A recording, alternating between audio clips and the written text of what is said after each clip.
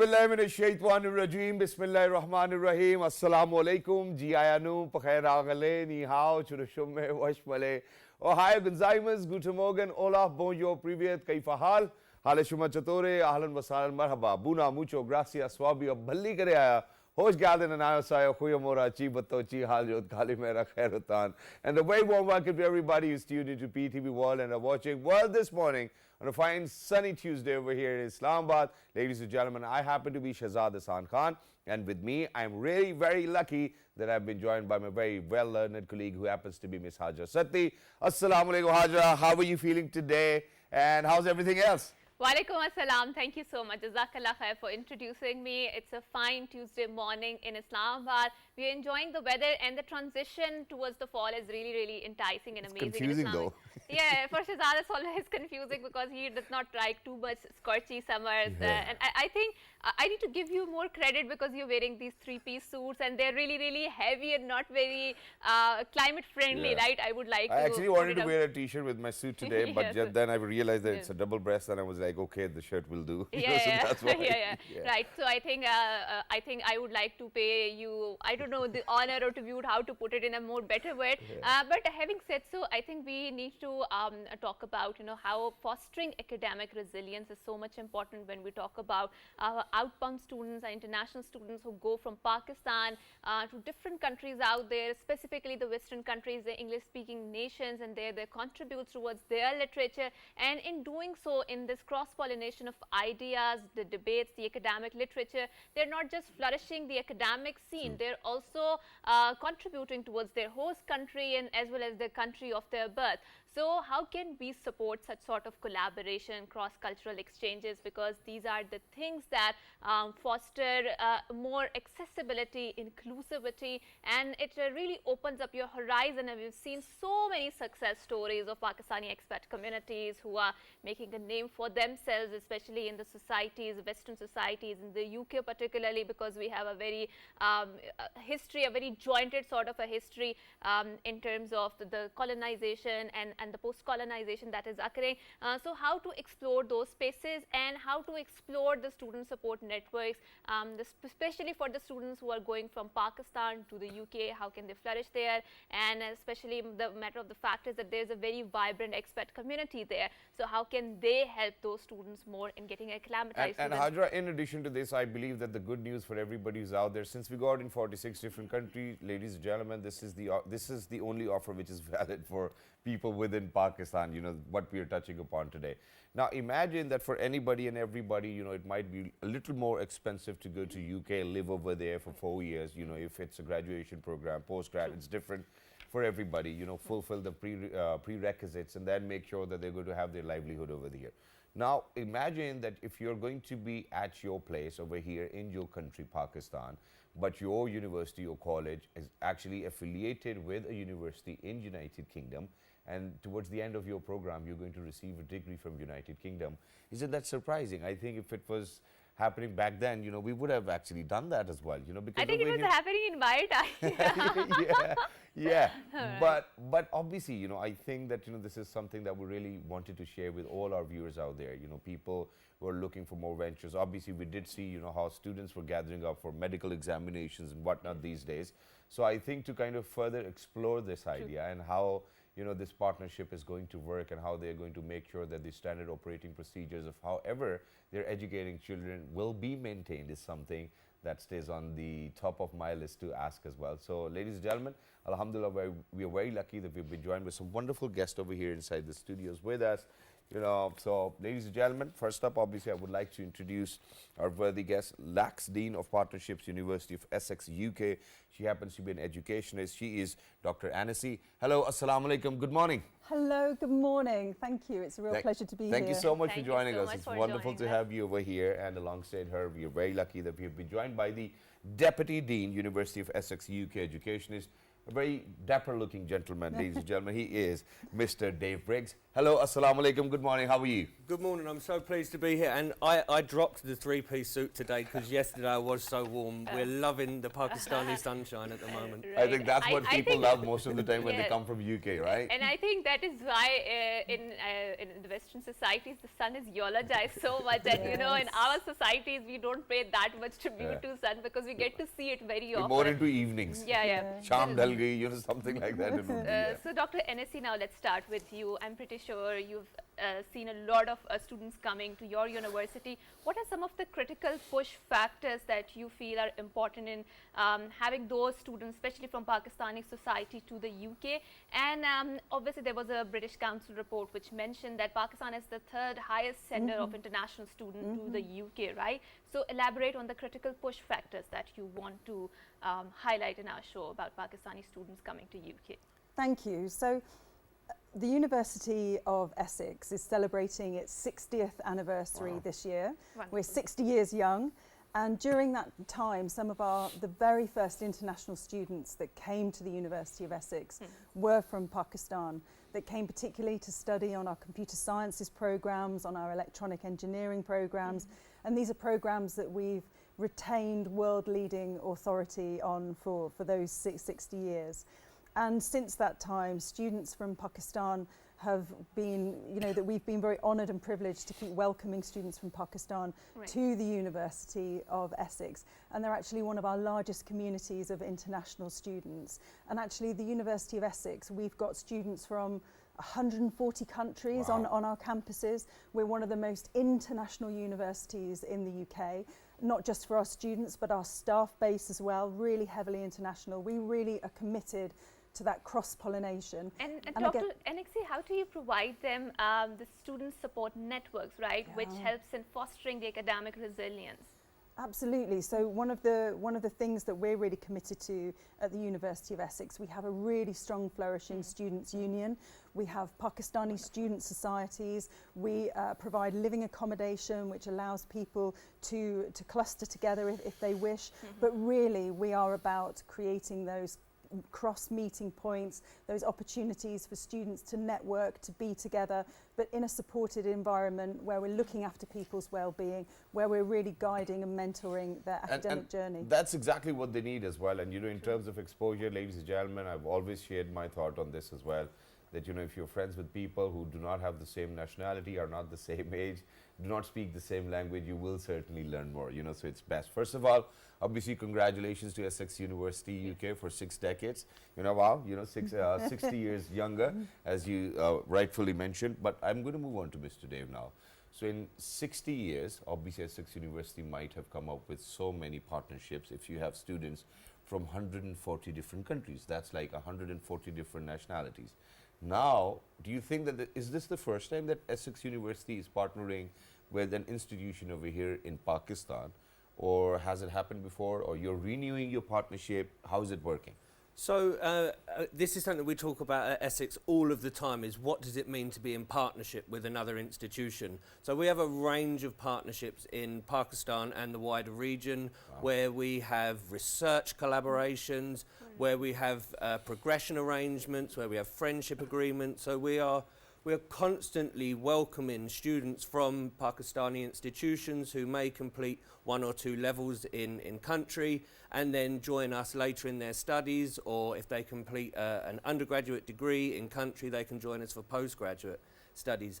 I think we're always looking to welcome students from around the world, and as Anasi said, we've got a long history of welcoming students from Pakistan, but through this partnership that we are here to launch with Beacon House International College, we want to make sure that we can continue to do that and can continue to provide those opportunities, which you said something I think is really, really important, which is it's not just about the academic aspects of study, it's about interacting with people that are different to you, because that creates a growth mindset. And we want to make sure that we can allow that to happen by inviting people to the UK, but also allow that to happen And here that's as exactly well. what I wanted to ask Dr. Anasi as well. So let's, you know, kind of explore this partnership. You know, is it a new partnership with Beacon House? Yes, this is a new partnership. We launched it yesterday, and we're really excited because we think this is something really unique. for the UK, Pakistan in terms of education relationships. Oh, congratulations. And Dr. Anasi, we did had your Vice Chancellor last year on our show. So I'm really interested in exploring the increased interest of British universities in acquiring students from Pakistani market, right? And I've seen that there is this generally an increased interest in exploring the Asian society. So can I dig into the reason why is that so? And the first thing that comes into when you're exploring the Asian market is obviously our neighbor, because it's a huge economy, right? But I am seeing that now there is a vast and increased interest in exploring Pakistani society. So why is that so? Well, I mean, the very first thing I think I'd want to say is that one of the main reasons why we're really interested in recruiting Pakistani students is because they're great students. They're brilliant. They are hardworking. They're driven. They're determined. They bring with them a whole set of wealth of knowledge about their country, about their region. And when you are a specialist, as Essex is, in things like politics and government, international relations, economics, world affairs, business, these are all subjects that we see flourish when we are involving Pakistani students in our classrooms, in our sessions, because they're bringing such a wealth of expertise and knowledge, but also just an incredible work ethic as well. And that's exactly which I would love to come back to, so I'm going to hold you over there and move on to Mr. Dave. Now, if we are to kind of talk about the different aspects of this partnership of Essex University with Beacon House School or probably Beacon House International College, what are the key features over here? What are we talking about? What sort of disciplines are we looking into? Is it open for everybody? Are there some prerequisites? Let's get started with that. So I think we've been really confident in joining the Pakistani transnational education market. We've not come in and said, let's try one thing and then see how this goes. We've come in with a range of subjects. So we've got courses from our business school, our law school, our School of Mathematical Science, and our School of Computer Science and Electronic Engineering. And we've tried to match that against what we think are courses that will have an impact on the employment market, both in country and globally as well. And is it research backed as well?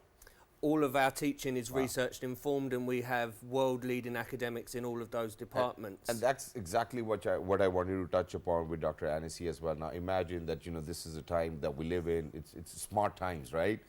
So there's Internet of Things, there's artificial intelligence, there's augmented reality.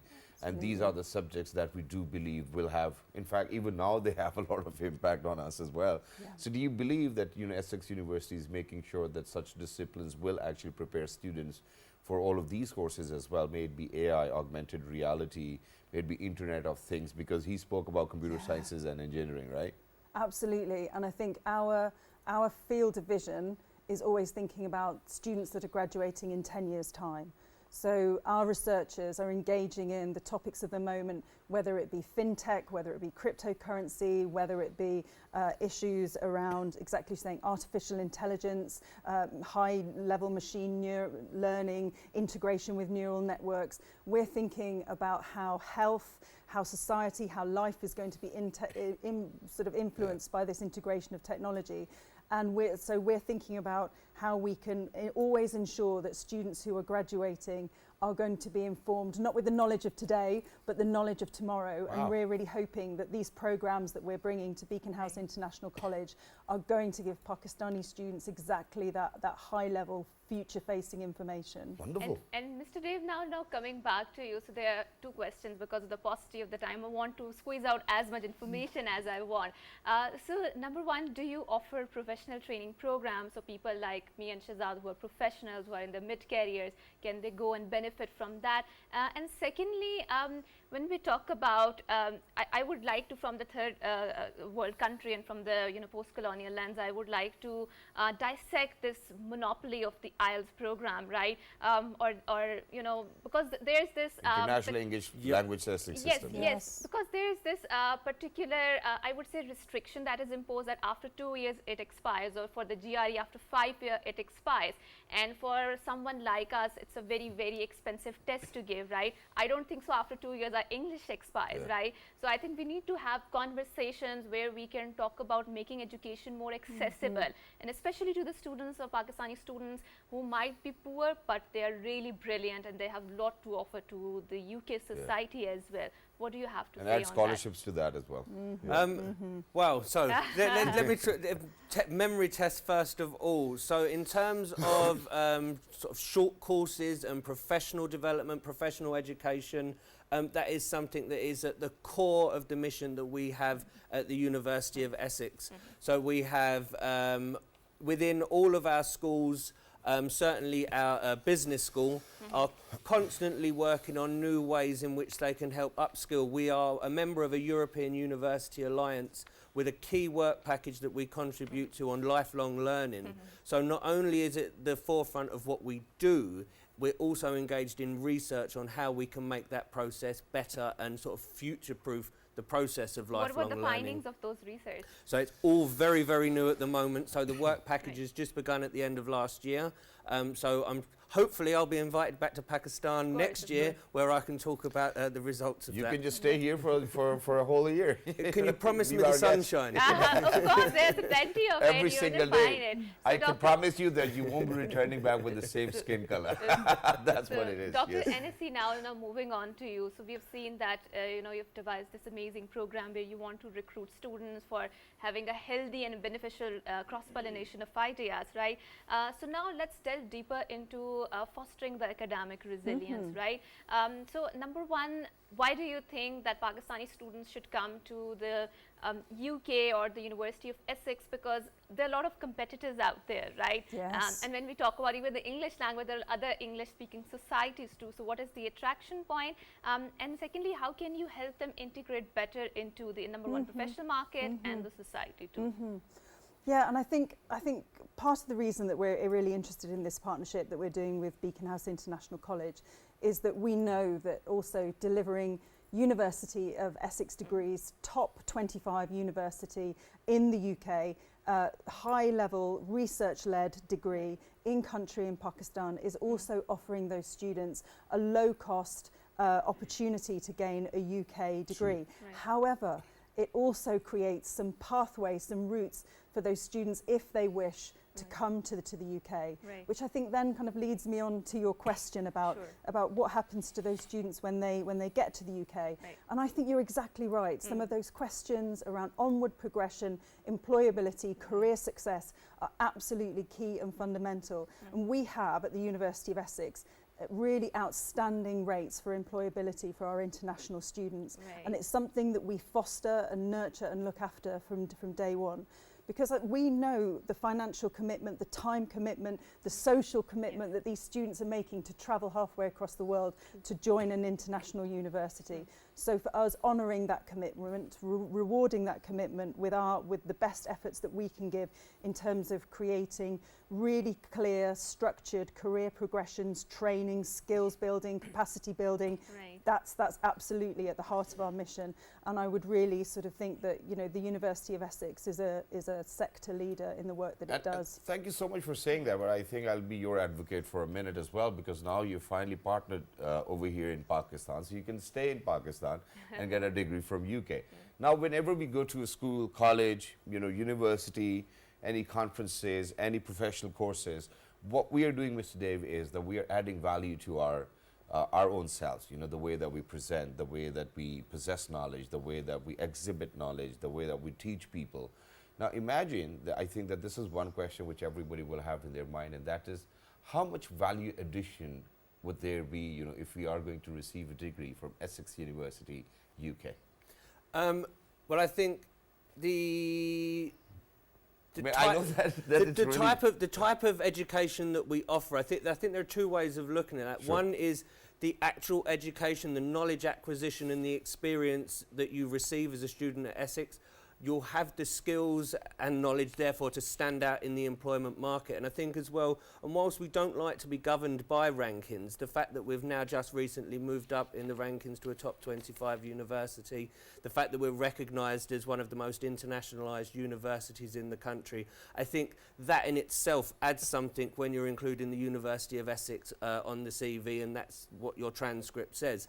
And I think students that are undertaking the Essex education via our new partnership with Beacon House International College, they'll continue to get all of that academic knowledge and that skills development as well. Because one of the things I just wanted to touch upon from the earlier question about the pathways into the UK and how we're preparing students is we've built into this at its core collaborative online learning opportunities. So students studying here in Pakistan will be able to interact and work on projects with students back in the UK, which we think is important for that level of acculturation, but we're really excited for it to be on the flip side as well for students based in the UK who may have travelled from all areas around the world to study there to work with students here in Pakistan and as well. I think that's very, very important when we talk about the cross-pollination of ideas and when we talk about exploring different facets of the society, not just in Pakistan, but also in UK. So, Dr. NSC, are there any plans for expanding this sort of initiatives? Because mostly the students who are going to the UK, they are predominantly coming from three bigger metropolitan cities of Pakistan, Karachi, Islamabad and Lahore, right? So do you want to expand your base? What are your plans, and are you up for such sort of initiatives more? Yeah, so in our partnership with Beacon House International College that we've just launched, we are able to deliver University of Essex degrees in Islamabad, in Faisalabad, and also in Lahore. And I think that there are also opportunities, I think, for us to help to work with Beacon House to expand into Karachi. And I think exactly as you're saying, what we're really looking to do is to try and provide high quality education to people who are keen, who are willing, who are able, but where price previously might have mean that, you know, that international travel was difficult. The University of Essex has always had a social mission, and that mission has been about widening participation, broadening access, and making sure high quality education gets to everybody. And Dr. NXC, one tip that I would like to squeeze out for you, for people who are applying for the scholarships, you know, what do they need to do in order to grab that scholarship? Because it's a very, very competitive process, right? So if someone who is listening to out there, students, please go ahead, give them that tip, right? What are you looking for exactly? Well, the University of Essex and Beacon House International College, you know, are offering scholarships to join the programme. Are they fully funded? The scholarships that we offer, they bring the price down, and we're really satisfied that this is a fantastic offer in a local context, and also it means that it's a world-class, really high-ranked UK university education, and hopefully that's broadening the access. And the scholarships for us are absolutely important because we want to make sure that as many people as possible can take this opportunity. Wow, that's great. And you know, certainly over here in Pakistan, Beacon House has been a very prestigious institute, educational institute as well. You know, a lot of my family members, my younger brother studied from there. A lot of my family members have been attending Beacon House. I've worked with them as well myself. So it's great. Now, one last thing, and that is that when you gather people from 140 different nationalities, certainly everybody's coming from a very different walk of life, and for them to kind of indulge into a system which they might not be very well aware of, number one. They might not share the same basics of education. You know, there will be, you know, different concepts from different communities and societies of livelihood together. How are you going to make sure that the amount of students who will be signing for the UK degree from the Essex University will be able to finally, towards the end of their term, will be able to resonate the same, you know, values, morals, ethos, the knowledge and education? I think that's partly because when we're in this partnership that we're working in, we're designing the curriculum. This is our research-led education that we're bringing to Pakistan. We're also the real innovative thing here is that these are our academics that are coming across as flying faculty as well, that they'll be coming into Pakistan to help deliver that teaching, to help with some teacher training, student support. And so it's that really close working relationship with a like-minded partner like Beacon House International College that I think this is going to make this a cut above the rest. And Thank you so much for Mr. joining us. It's wonderful to have you guys, and you know, we look forward to such partnerships in near future with other colleges and institutes as well, because I believe that it's going to help a lot of students who And aspire to go to UK and get a degree. And I think one of the things that is really fascinating about working in the or getting education in the UK is the post-study work experiences, which are really, I think, attractive for the students who are going from the Pakistan, because they get to work in that society and acquire some incredible knowledge, and then also help to contribute towards their back home. Thank you so much for both of our worthy guests. And for very your esteemed quickly, where guests can for coming. our viewers get all the information from? And you're here till the 27th of September. So what's happening actually? We're going all around the country this week, but at the end of the week we are here for the Beacon House International College Symposium, and I think that's where Everybody can find the details on the Beacon House International College website of our partnership. Wow, that's Right. wonderful. Thank And you what so have much. you had for for dinner last night? Oh my God, the most amazing Oh, food. just so much. Just don't say biryani though. You know what? Have you had Pakistani cuisine so far? Yes. What we did you try? have.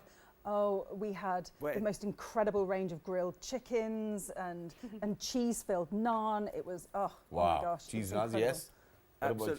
Absolutely. I think it was chicken karai. Did we have Yeah, last yeah, night yeah, as yeah. well? Chicken karai. And we was informed when in Karachi to have biryani. Yep. So Yeah, once they're you're in very Karachi, spicy. have biryani, and then there's another thing that you must do, and that is that they take you into the deep sea, and they cook crabs, and there's crab cutlets, and then there's fish and prawns, and they cook it just over there. Oh, that sounds like heaven for me. Yeah, exactly. So everybody's going to enjoy that as well. While you're here, enjoy your trip into Pakistan Thank as you. well. You know, make sure Thank that you you so take much. most of the sun as well. And for everybody who's out there, ladies and gentlemen, once you're going to graduate, obviously you're going to start to look for a job. We certainly, me and Haj, have always been saying that, it's our parents who always told us that, you really need to do a job, find a job for yourself and whatnot. I believe that it's about time that we create more opportunities for other people, get into entrepreneurship, make sure that you have something of your own. And that's exactly what we are going to discuss right after this segment, because we have somebody who actually is going to tell us about the NIC, which is the incubation center as well, and how does it really work, and how you can have your own business without even investing a single penny. After a short break, don't go anywhere. Good We will morning. be right back. Good morning. Thank you.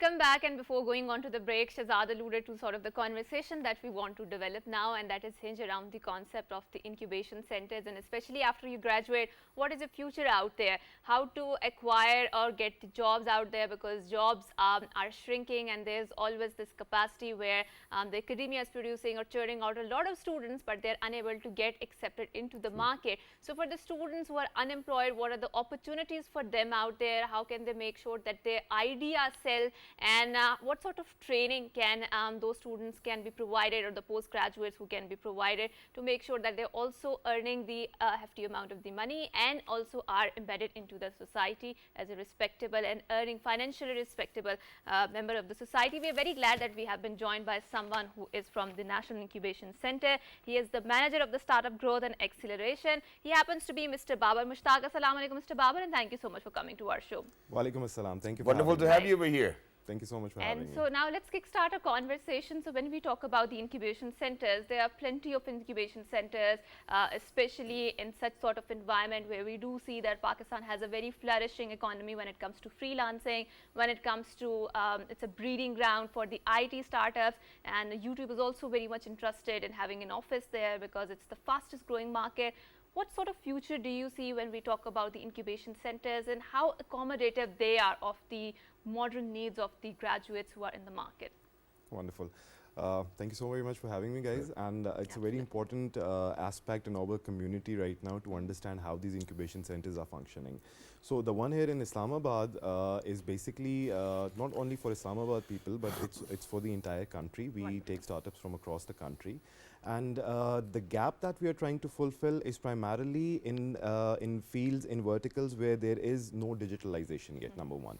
Number two, we are trying to solve the global problem of Pakistan of not having, enough digitalized products to export right now. As you know, the rising cost of electricity and everything has put the manufacturing part of the country on a darker side. So right now, it's the IT exports that we are relying on. And in order to bridge that gap, we are supposed to have, a lot of substantial products out there. And for that matter, NIC Islamabad is bringing in curriculum from the Founders Institute to support the entrepreneurs here locally, so that they could understand that what is it like to build $100 million company, or what is it like to build a startup, What or is, what are the what is things. the success rate of that? Because investing in the business, it's a very, very risky thing, right? And I think there's a 90% chance of the failure occurring at that. So how successful are your startups? And secondly, what do you do to make sure that you are looking after those kids or those graduates who are coming to you for the startup thing? And are you planning on expanding this project to other cities? Because Islamabad, yes, is a metropolitan city, but we do know that the concentration of the population is not here. It's in the rural areas in the first place, right? Absolutely. What do you do to cater to them? See, first of all, the success of the overall program can be measured through the fact that initially NIC Islamabad was known as NIC Pakistan. Yeah. And now, under the umbrella of Ministry of IT, and there's a separate body called Ignite, which sort of works as a regulatory body, and they are also the major donors for the program. So with their support, the network has now expanded over to seven cities. That includes cities like Islamabad, cities like Multan, and Hyderabad. We already have one in Karachi. So apart from the tier 1 and tier 2 cities, we are expanding into tier 3 cities now. Even Peshawar as well? Even in Peshawar as well. Wow, that's wonderful. Which is why I think, in addition to this, it is really pivotal to ask, that, in terms of development, for example, if I have a startup, first of all, congratulations to the IT industry. They actually crossed $3.4 billion mark. Absolutely. In terms of exports, and certainly there's no deficit because we aren't importing anything. So I think it's wonderful. Absolutely. The rice industry did $4 billion, so we really need to do better than that. I mean, yes, that's a good point to discuss, but we will do that some other day. But very quickly, when we talk about NIC, in what stage of their development do you really make sure that you're going to align your things, or whatever you want to do with them, or whatever support you want to give to them, that you will be able to give? So we cater to all the three categories of startups that we usually get. First of all, it's the idea stage, where you just come up with an idea, and we help you with all the basics and bringing. And do you even tell us that it's not a good idea?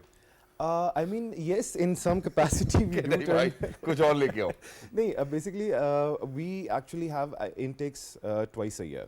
And for every cohort, roughly, we get about 1,000 applications. And out of 1,000 applications, we only move forward with 25 to 30. So that's actually the process of incubation. Yes. So it starts from here. It starts from here. And then please take us through. And then with those 30 startups, immediately we'll go through their assessments, trying to understand where do they lack as a founder, and what lacks in their products or in their service. Based on that, we will develop a customized mentorship plan, a customized training track for them, so that we can address those gaps and try to help them not only through those typical methodologies of training, but also bringing in subject matter experts that can work with them on that particular issue, and can take them in the leap forward. And this is exactly something that we really need to I really need to ask about. Now imagine that HR probably is a modern way of okay, you're fired, you're hired, right? Absolutely. So we always figure out smart solutions for smart people, so that they actually do not get to know what's actually happening at the back, right? True. So imagine, even with startups, so this is probably, it's a myth that I have in my mind. Do you think that for everybody who's actually going to come up with such a brilliant idea, you will take 10% royalty, 20% share of the business, with incubation center? Or is it only the support and the fee, that once the business is successful, okay, this is what you really need to do for other businesses? Right. How does it work? So I'll explain you the model. So basically, all of these incubation centers, we do not charge anything, or neither do we inject any sort of finances in the businesses. All right. And we don't take any equity from these startups. Exactly. Okay. And the way we run this center is through the support of Ministry of IT and our consortium partners. Like in the current consortium partners, we are supported by Hashu Group, followed by Fauji Foundation. Do and they Telenor benefit from it? Pakistan. Absolutely. Corporate Okay, so innovation they is the need of benefit the from hour. That's I mean, these startups, they are somehow being injected into the ecosystem. Okay. So that's what the idea behind is, to have these public-private partnerships so that we can rely on homegrown solutions instead of importing solutions. Right, Yeah. right. And similarly, these corporates are coming up with their problem statements, which is sort of helping us in developing and cultivating the next generation of entrepreneurs or the innovators that we need in our society. Yeah. Instead of just relying on the simple formula that have back offices here in Pakistan and start exporting IT, why not we have such lovely homegrown solutions that can be expanded into other countries like Middle East and in Africa as well. A lot of our startups, they are doing relatively well, not only in the Middle East but also in the North African market. Wow. But Mr. Baba, this brings us to a very interesting point, and which is I would like to explore further. What are some of the challenges or missing gaps that you find in setting up a business here in Pakistan, or enterprise or a startup here in Pakistan, right? And if I narrow it down to a particular business, particularly IT sector, because we've seen that Pakistan is the largest freelancing community in the world, right? And without any government support, we are able to flourish this much. And that's an also euphemism for saying that why are we unable to establish a Pakistani Silicon Valley here? What is the problem? Through our platform, how can you give out to or advise or recommend to a government what needs to be done in having this flourishing background? I think, Shahzad, one thing is very commendable here at this point is that any of the government that has been in power over the last couple of years has been very supportive towards the IT industry. Okay. They have been lending. I have had the opportunity to be apart with 3 different governments, and just for the sake of understanding, wherever we reach out to, whatever we ask them for, they're always lending a supporting hand for us. Right. And of course, this program itself is a huge success for the government, that they are spending like 70% from their budgets to run these centers across Pakistan to help entrepreneurs. Wow. And that's the sort of change that they are bringing in. Now, coming to the challenges, the biggest challenge in Pakistan that we see is the funding network. Okay. Unfortunately, our funding network is very restricted. It's very limited. There are not people who are interested, who have the mindset of investing in IT-based products. And that's exactly what I wanted to ask. Now, imagine that, because I follow sports quite a lot as well. Shaquille O'Neal's interview once, he's a great basketball player of his time. He said that, I was in a restaurant and I overheard a conversation about Google. Now, imagine that he was sitting over there and he thought to himself that, okay, why shouldn't I invest in it? So we always have seen, such amazing figures who are doing wonderfully well in today's world, other people who have invested in technology. Why don't we have such sort of, what do we call it, when those things which happens at expeditions probably, or, where we do get people, who are going to come in and invest or bid for, probably for businesses. VCs, Yeah. Yeah. So, or, for that matter, even, joint ventures, JVs as well. Absolutely. Because I have never ever experienced, I certainly want to do that. I want to be a part of, future. I want to invest in future. I want to invest in people's technology. So we really need a platform where people come together and, they are given a brief about what businesses are doing, how much, income they're generating, how much investment it takes. Absolutely. So that people can actually finally, make up their mind and say, hey, you know what, I'm going to invest over here. So that probably will circulate the financial market as well. We are also working on this aspect as well. We have developed an angel network in Faisalabad under the umbrella of NIC Faisalabad. We are also the managing partners for NIC Faisalabad. So in Islamabad also, we are developing a community, an angel community, where we can start cultivating this mindset in the investor circle as well. Yeah. So that people who are investing in those traditional businesses, they understand the benefits of investing in an IT industry and how to help startup scale, so that eventually that helps them in and how it multiplying their needs to be investments. regulated as well, and how people really need to kind of learn that once you invest, obviously koi aapke paise leke nahi bhag jayega, things like that. People need to Absolutely. understand that. We have gone through so many challenges ourselves. True. We're investing in this business. Next thing the gentleman has flown away from Pakistan. So things like that. I think we really need to have that conducive environment where the investors, all stakeholders come together, pool it together, and then imagine that if we can actually achieve a milestone of $3.4 billion exports in IT, ladies and gentlemen, I think that in days to come it will reach somewhat around, because I think this was research which came out in somewhat around 2020, and it said that, that we have a potential of reaching to $20 billion as well. So if we start to do that, I think there'll be a lot of issues which will be resolved for our economy. Oh, absolutely. And I think this brings us to a very interesting point, that is the ease of doing business. Yeah. But it is such a hefty debate that we will save it some other day. But thank you so much, Babar Sahab, for coming here, for you so having much this for having wonderful cross-pollination of ideas regarding the incubation center and what sort of environment is there and how to create that breeding ground so that the enterprises and startups can flourish here, because Pakistan is comprised of 60% of the younger population. They have their ideas, they need their creative outlets out there, and such sort of institutions like NIC are there to make sure that there is a structured flow of their creative ideas out there, and they're also helping students or postgraduates in adapting to that sort of environment. But thank you so much once again, Mr. Baba, for coming here.